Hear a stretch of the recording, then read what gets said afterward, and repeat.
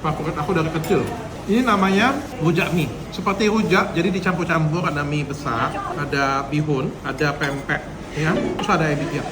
Ruang cuko banyak-banyak. Ini juga susah ditemuin. Dan kalaupun ada di Jakarta ataupun luar kota, nggak seenak di sini. Tau nggak beberapa orang yang lain ya, buatnya itu nggak pas karena apa? Karena mie-nya itu dimasak. Mie-nya itu harus mentah. Masa mentah? Setengah mentah gitu, itu yang bikin enak. Dan mie-nya buatan tangan itu. Handmade kali ya, nggak tahu lah.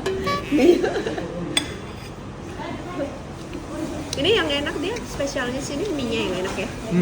Bener kan? Super enak banget. Nggak terlalu lembut mie-nya, masih agak keras gitu. Agak mentah-mentah sedikit gitu. Nggak boleh mateng.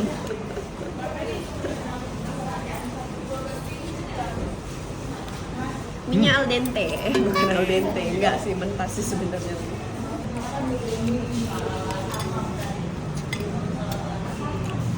Oh iya ya, mentah mie-nya. Toppingnya, sudah aku bilang mentah. Justru kalau dimasak jadi nggak enak.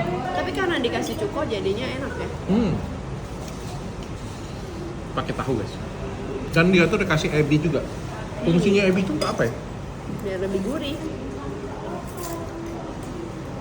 Rasanya jadi lebih gurih. Jadi favorit kamu apa? Nanti kita nilai terakhir.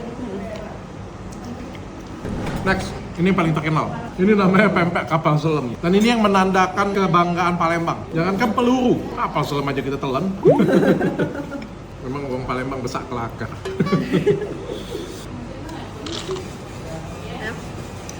Yang ada telurnya, Dad.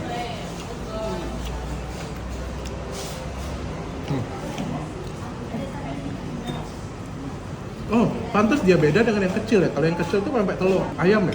Telurnya dikocok dulu, terus dianya telur kocok ya. Nah, kalau ini telur bebek. Telur bebek asli satu.